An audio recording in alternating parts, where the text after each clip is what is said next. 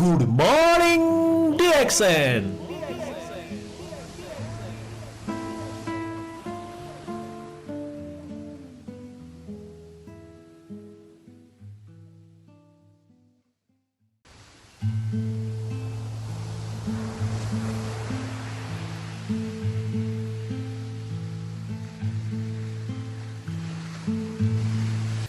नमस्कार, good morning DXN TV फुल मस्तीको विशेष प्रस्तुति गुड मर्निङ DXN को अर्को नवीनतम अङ्कमा तपाईँ सम्पूर्णलाई हार्दिक स्वागत छ। म सञ्जीवको तर्फबाट आज पनि DXN को बारेमा एउटा नयाँ विशेष जानकारीको साथमा हामी गुड मर्निङ DXN मा उपस्थित भएका छौँ। गुड मर्निङ DXN मा हामी DXN का विभिन्न जानकारीको साथमा उपस्थित हुन्छौँ। तपाईको जिज्ञासा पनि लिन्छौँ, तपाईको जिज्ञासालाई समाधान गर्ने प्रयास पनि गर्छौँ र विभिन्न जानकारीहरू हामीले यसै टिभी फुल मस्ती मार्फत भिडियो मार्फत तपाईलाई दिइरहेका छौँ। विभिन्न जानकारीहरू प्रस्तुत गरिरहेका छौँ र तपाईलाई धेरै धेरै धन्यवाद।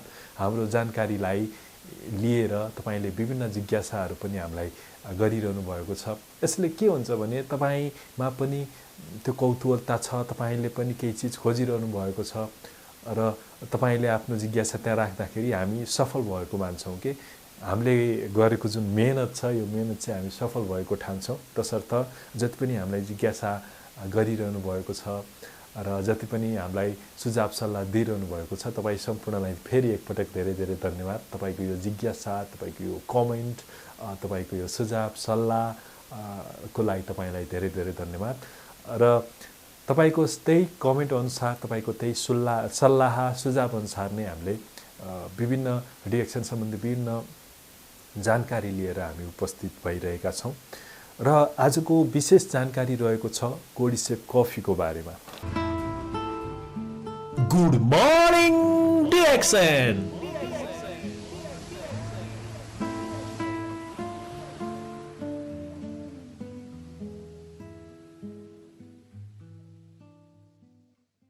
आजको विशेष जानकारी रहेको छ कोर्डिसेप कफीको बारेमा।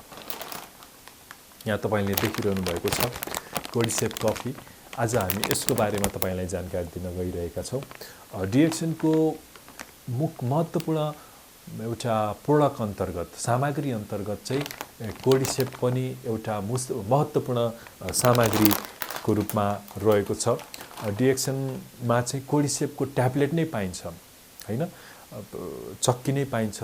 यार्सा गुम्बाबाट बनेका चक्कीहरू पनि तपाईले प्राप्त गर्न सक्नुहुन्छ।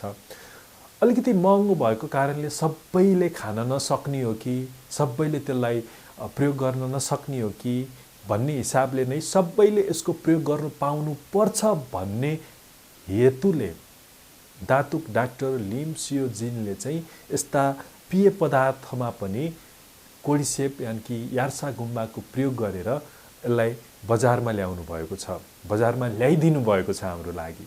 त्यसले गर्दा चाहिँ हामीले चक्की किनेर खान नसके पनि महँगो हामीलाई लाग्न सक्छ, त्यो नसके तापनि हामीले कमसेकम त्यो कफी त पिउन सक्छौँ नि हैन। हामीले चिया कफी त लगभग सधैँ पिइरहेको चिज हो, सधैँ खाने नै चिज हो। तसर्थ यो त हामीले पिउन सक्छौँ नि त भन्ने हेतुले चाहिँ यो अलिकति त्यो ट्याब्लेट भन्दा सस्तो पनि पर्ने, हामीले प्रयोग पनि गर्न सक्ने भएको कारणले गर्दा चाहिँ यसलाई कफीको रूपमा चाहिँ बजारमा ल्याइएको छ। अब यो कफीले के गर्छ त? कोर्डिसेप कफी 3 in 1। अब यो कोर्डिसेप कफी 3 in 1 भनेको चाहिँ के भन्दाखेरि 3 in 1 यसमा कोर्डिसेप पनि मिसाइएको छ, यसमा प्राकृतिक दूध पनि छ, यसमा चिनी पनि यसैमा छ हैन। यो तीनैवटा चीज चाहिँ यसमा सम्मिश्रण गरेर तयार पारिएको कारणले यसलाई DXN कोर्डिसेप कफी 3 in 1 भनेर नामाकरण गरिएको हो। अब यहाँ मैले तपाईलाई देखाएको पनि छु, स्क्रिनमा तपाईले देखि पनि रहनु भएको छ। कोर्डिसेप ट्याब्लेटको सट्टामा यसलाई कफी तथा शरबतको रूपमा पनि प्रयोग गर्न सकिन्छ। अघि नै मैले तपाईलाई भनिसकेँ।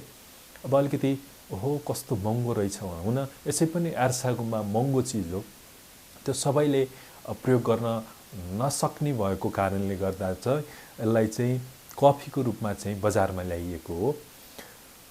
छातीको समस्या, दमको समस्या, कमजोरीपन, आदिलाई चाहिँ यो कोर्डिसेप कफीको प्रयोग गर्न सकिन्छ। यस्तै यौन दुर्बलताको लागि पनि यो कोर्डिसेप कफीको एकदमै ज्यादै उपयोगी भएको मानिन्छ, ठानिन्छ हैन। धेरैले हामीले सुनिरहेका छौँ नि, अलिकति यौन सम्बन्धी समस्या भएका व्यक्तिहरूले कोर्डिसेप प्रयोग गर्यो भने राम्रो गर्छ भन्ने हामीले सुनि पनि रहेका छौँ। त्यो सँगै जस्तो छाती दमलाई पनि यसले ठिक पार्नको लागि सहयोग पुर्याउँछ, राम्रो गर्न स्वास्थ्यलाई चाहिँ मजबुत पार्नको लागि चाहिँ यसले सहयोग पुर्याउँछ। त्यो सँगै जस्तो हाम्रो फोक्सो, मुटु, कलेजोलाई पनि मजबुत पार्नको लागि चाहिँ यो कोर्डिसेपले चाहिँ एकदम महत्त्वपूर्ण भूमिका खेल्ने भएको कारणले गर्दा कोर्डिसेप कफीको महत्त्व निकै बढी छ र धेरैले यसको प्रयोग पनि गर्नुभएको हुनसक्छ। जति तपाईँ अहिले हामीलाई हेर्दै हुनुहुन्छ, यदि तपाईँले गर्नुभएको छैन भने एकचोटि ट्राई गर्न सक्नुहुन्छ। कस्तो रहेछ त कोर्डिसेप कफी? ट्राई गरिसकेपछि तपाईँले आफ्नो रिभ्यू, आफ्नो कमेन्ट तपाईँले कस्तो लाग्यो त हामीलाई कमेन्टको रूपमा छोड्न सक्नुहुनेछ है। यस्तै स्मरण रहोस्, यसमा दुध चिल्लो रहित हुन्छ है। यसमा यो दुध भन्नाले यो हुन्छ नि, के भन्छ त्यसलाई, मिल्क पाउडर चाहिँ यसमा मिक्स गरिएको हुँदैन। यो चाहिँ तपाईँले बुझ्नुपर्ने हुन्छ। र यो सुगर फ्री सुगर चाहिँ यसमा प्रयोग गरिएको हुन्छ है। यो हरेक प्रकारका मानिसहरू, वृद्धदेखि बालबालिकादेखि युवादेखि सबै उमेर समूहका व्यक्तिहरूले चाहिँ यो कोर्डिसेप कफीको प्रयोग गर्न सक्नुहुन्छ।